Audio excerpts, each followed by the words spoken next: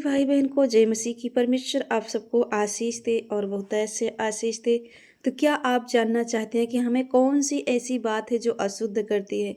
हमें कौन सी बात बोलना है, कैसे बोलना है, क्या करना है, क्या नहीं, कौन सी बात हमें परमेश्वर के जो परमेश्वर का वचन कहता है कि तुम पवित्र बने रहना, कौन सी बात है जो हमें अशुद्ध कर सकती है? क्योंकि यहाँ वचन में लिखा है अशुद्ध करने वाली बातें। ऐसी कौन सी बात है जो आपको अशुद्ध कर सकती है, आपको पवित्रताई में चलने से रोक सकती है?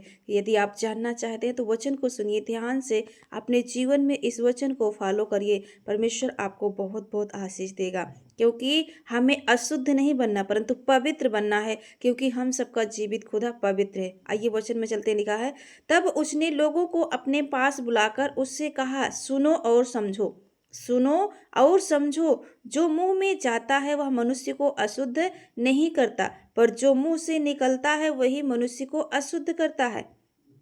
तब चेलों ने आकर उससे कहा, क्या तू जानता है कि फरीसियों ने यह वचन सुनकर ठोकर खाई? उसने उत्तर दिया, हर पौधा जो मेरे स्वर्गीय पिता ने नहीं लगाया उखाड़ा जाएगा। उनको जाने दो, वे अंधे मार्गदर्शक हैं, और अंधा यदि अंधे को मार्ग दिखाए तो दोनों ही गड्ढे में गिर पड़ेंगे। यह सुनकर पतरस ने उससे कहा, यह दृष्टांत हमें समझा दे। उसने कहा, क्या तुम भी अब तक ना समझ हो? क्या तुम नहीं जानते कि जो कुछ मुंह में जाता वह पेट में पड़ता है और संडास से निकल जाता है, पर जो कुछ मुंह से निकलता है वह मन से निकलता है। जो कुछ मुंह से निकलता है वह आपके मन से निकलता है, और वही मनुष्य को अशुद्ध करता है।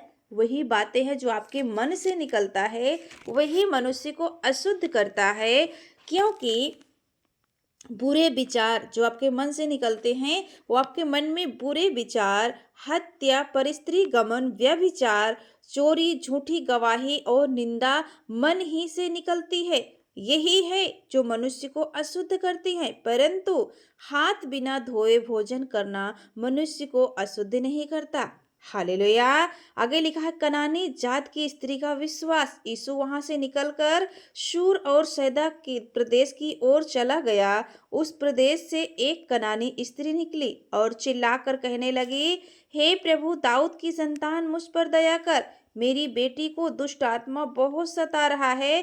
पर उसने उसे कुछ उत्तर ना दिया। तब उसके चेलों ने आकर उससे विनती की, इसे विदा कर, क्योंकि वह हमारे पीछे चिल्लाती हुई आ रही है। उसने उत्तर दिया, इस्राएल के घराने की खोई हुई भेड़ों को छोड़ मैं किसी के पास नहीं भेजा गया। पर वह आई और यीशु को प्रणाम करके कहने लगी, हे प्रभु, मेरी सहायता कर। उसने उत्तर दिया, लड़कों की रोटी लेकर कुत्तों के आगे डालना अच्छा नहीं। उसने कहा, सत्य है प्रभु, पर कुत्ते भी वह चूर चार खाते हैं जो उनके स्वामियों की मेज से गिरते हैं।